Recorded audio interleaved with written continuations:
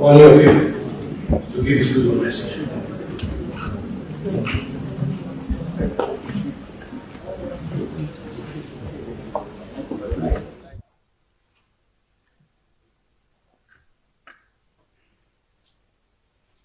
We don't have any other place.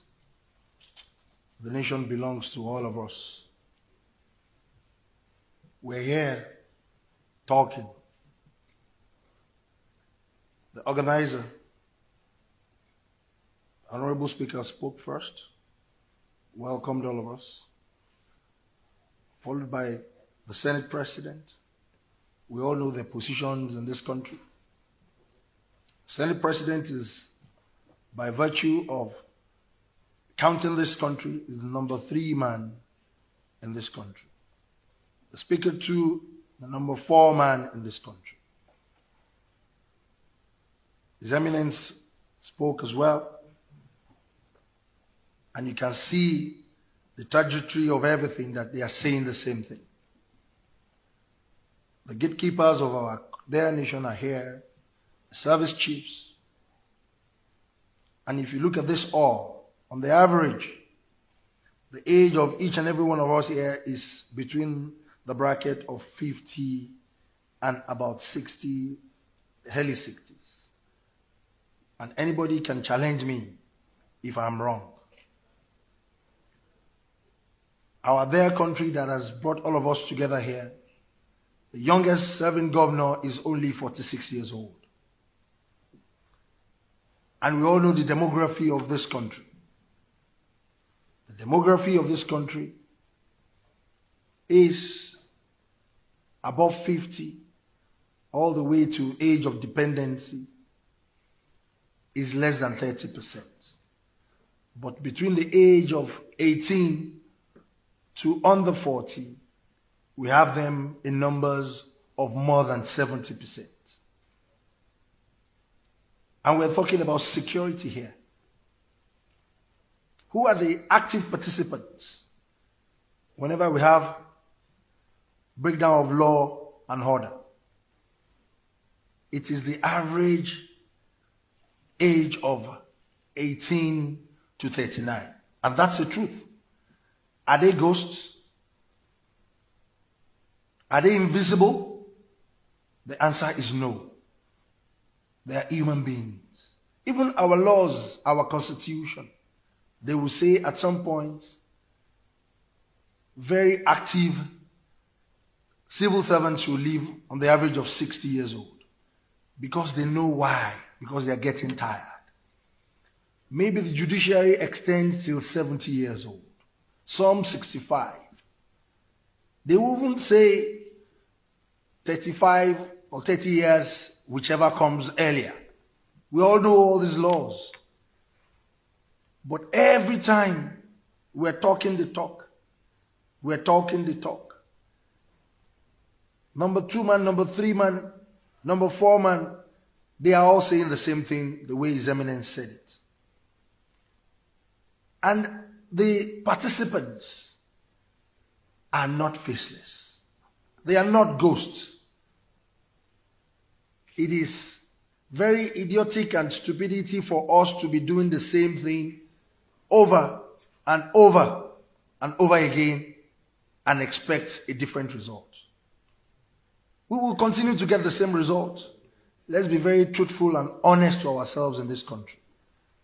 We all know the problems. How well are we carrying along these people in that age bracket who are representing that age bracket in this hall? The answer is no.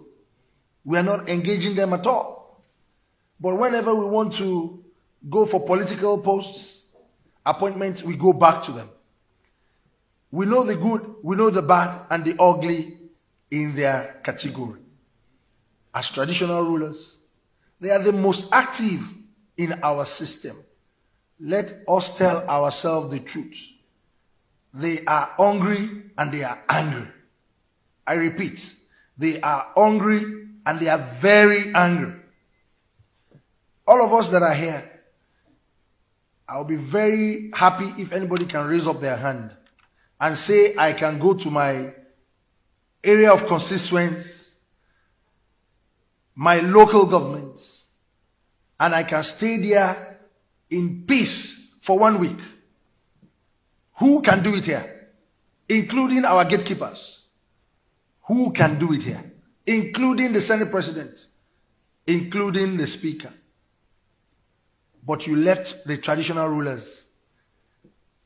You left district heads, the Baales, to continue to stay there. And you are saying all will be well in this country. We are the ones facing these youths. We know their problems. And we have been talking every time. You sit in beautiful offices and you all think all will be well. Let us be very truthful in this country. Look at this beautiful building. As beautiful as this building is, if the foundation is wrong, the entire building will collapse because the foundation has a problem. In this gathering, the Senate President mentioned the key factor, the collapse of local government. It has collapsed. Let's be very truthful to ourselves.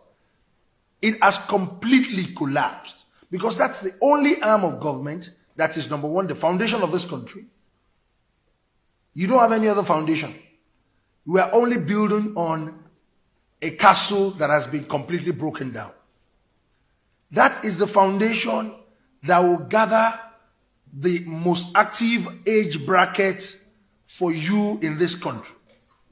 You say we have 774 local governments and several wards. Where do we have the wards being put together? It's under the local government constituency. They are underfunded. You don't even reference them for anything. You don't even care about their administration. Where did we get it wrong in this country? We all have faults. All of us here.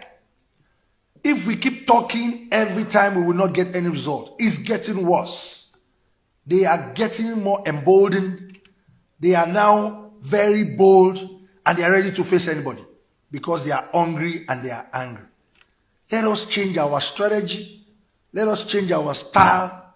You leave this age bracket. If there will be a problem, you will give them guns to start to move around.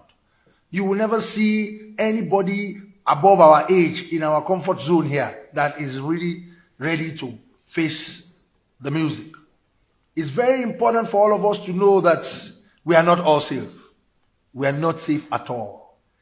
Let us engage a lot of youth organizations that are very relevant, that understands the local government administration, the governance within every district, every category of the localization of this country.